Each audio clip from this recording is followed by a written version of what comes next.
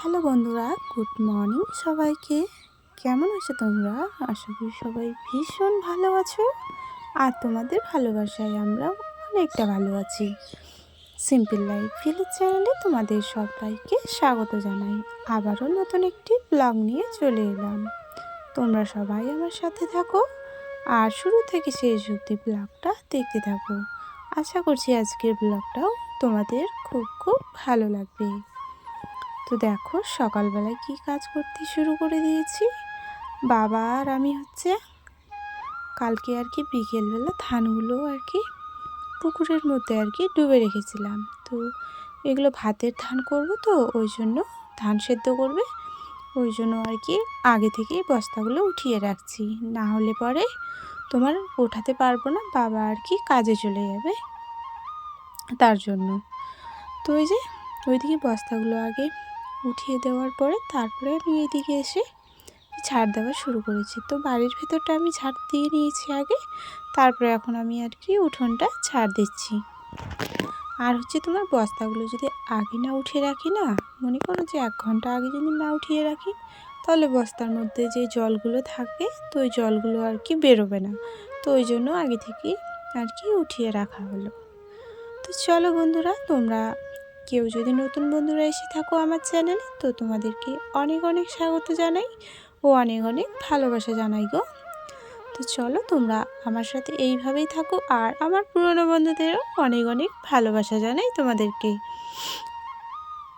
আর এইদিকে ধান সেদ্ধ করবে, তো ওই জন্য উনুনটা ভেতরে গর্তটা বেশ বড় হয়নি, তো ওই জন্য বড় করার জন্যই বাবা অনেকটা মাটিটা একটু খুঁড়ে দিল। তো এখন মা ওই মাটিটা বের করে রাখছে। তো চলো আমাদের একটু বেগুনগুলো তোমাদের আমি দেখিয়ে দিই। তো অনেকবারই দেখিয়েছি, তো এরকম ভালোভাবে দেখানো হয়নি।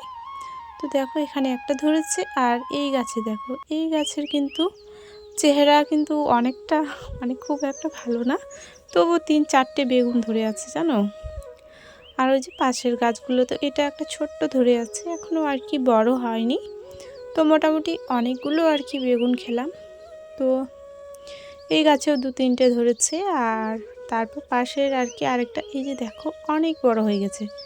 তো জানো গাছে কিন্তু কোনো বীজ বা কোনো স্প্রে ভিটামিন করিনি এগুলো। তো তবুও এত সুন্দর ধরেছে, আমি কল্পনা করতে পারিনি কোনোদিনও। কারণ কি বলো তো, এর আগে কোনোদিনও আমরা এরকম শাকসবজি কোনোদিন লাগাইনি। আর শুধু রসুন আর পেঁয়াজটা প্রতি বছরই লাগাই জমিতে। তো ওগুলো তো লাগাই, আর বেগুন বলো, লঙ্কা, এসব লাগানো হয়নি। এই প্রথমবার বাড়ির সামনেরটা তোমার বেগুন গাছ লাগিয়েছি। সেটা আবার তোমার দাদাভাই এনে দিয়েছে বলেই, জোর করে এনে দিয়ে বলছে যে লাগিয়ে দেবো, এখানে হয়ে যাবে। ঠিক আছে, বাবা লাগিয়ে দিল। তারপর দেখো কত সুন্দর, যতগুলো টাকা দিয়ে কিনে নিয়ে এসেছিলো না, তার ডবল টাকা উঠে গেছে জানো। বেগুনগুলো খেতেও খুব সুন্দর। আর এইদিকে আমি ওই যে বালতিতে করে জল নিয়ে আসলাম, আর এখানে গোবর আর ওই যে বস্তাতে ছাইগুলো রাখা আছে, উনুনের ছাইগুলো। মা এখন যেগুলো দিয়ে ধান সেদ্ধ করবে কি না, তো ওই উনুনে অনেকগুলো ছাই থাকে, তো ওই কালো ছাইটা বস্তার মধ্যে আমি ভরে রাখি। তো রসুন পেঁয়াজ ওগুলাতেও ছাই দেয়, তো ওই জন্য ওখানেও কাজে লাগে, আর আমার ঘর মোছারেও কাজে লাগে। তো দেখো এখানে অনেক বড় গর্ত হয়ে গেছিলো। তো মাটি নিয়ে আসলাম, মাটি নিয়ে এসে এখন ভালোভাবে মাটিটা বসিয়ে দিচ্ছি। আর তোমার অনেকগুলো মাটি লেগেছে, কারণ গর্তটা অনেকটা বড় ছিল। আর যারা যারা আমার কমেন্ট করছো, এক দাদাভাই, দাদাভাই বলতে ভাই হবে, তো ভাইটা কমেন্ট করছে যে স্মোকিংয়ের ভিডিও দিতে। তো ভাই, আমি তো ইউটিউবে নতুন গো, আমি কিছুই জানি না এইসবের এখন। তো তুমি যদি কারোর দেখে থাকো, তাহলে আমাকে একটু বলো। এই স্মোকিংয়ের ভিডিওটা আমি বুঝতে পারছি না কীভাবে দেবো। ঠিক আছে, এসব তো স্মোকিংয়ের ভিডিও তো বলতে তোমার ছেলেগুলো স্মোকিং করে, মেয়েরা কম করে বলতে তোমার করেই না কেউ। তো মনে করো যে 100%-এর মধ্যে 1% যদি বেরোয় এরকম আর কি। তো ভাই আমি তো এইসব খাই না, তো আমি কিভাবে ভিডিওটা দেবো তোমাকে? উপহার দিতে তো আমার ভালোই লাগে। তোমরা আমাকে বলো যে এই ভিডিও সেই ভিডিও, ঠিক আছে, আমার সাধ্যের মধ্যে আমি ভিডিওটা দেবো। আমরা কিছুই না গো, আমরা গ্রামের মানুষ, খুব সাধারণ মানুষ জানো, এইসব আমরা বুঝিই না কিছু।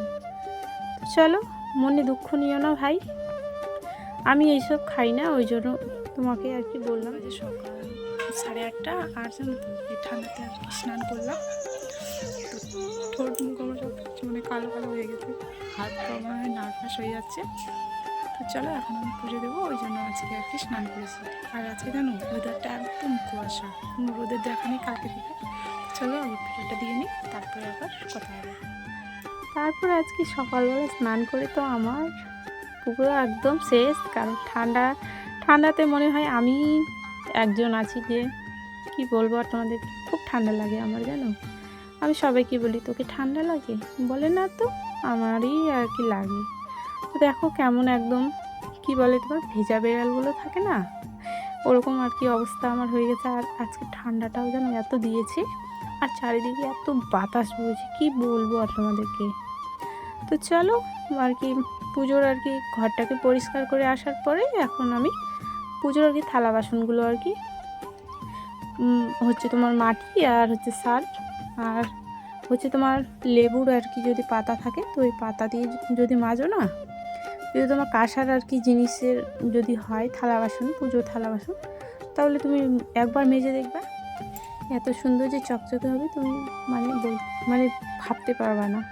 তারপরে আমার পুজো দেওয়ার পরে এই যে এখানে তোমার দাদাভাই আর কি আমাকে ঝাল আর কি লঙ্কা গুঁড়ো আর কি করে দিল, এক জায়গাতে টমেটো তারপর আদা জিরে সব কিছু। তো আমার মেয়ে স্কুলে যাবে, ওই জন্য ওর জন্য আর কি কয়েকটা বেগুন ভেজে দিচ্ছে, আর এইদিকে তো ফুলকপি আলু টমেটো আর হচ্ছে ধনেপাতা এগুলো আর কি রান্না হবে পরে। আর ওই দিকে আমি উনুনে আর কি ভাত আর কি বসিয়ে দিয়েছি। তো চলো আজকের ভিডিওটা আমি এখানেই শেষ করছি বন্ধুরা। আর এই যে গরম গরম ভাত এখন খেয়ে নেব। তো ভাত আজকে হয়েছিল তোমার শাক ভাজি করেছি, ধনের আর কি চাটনি, আর এই যে তোমার ফুলকপির তরকারি। তো চলো সবাইকে টাটা জানাচ্ছি।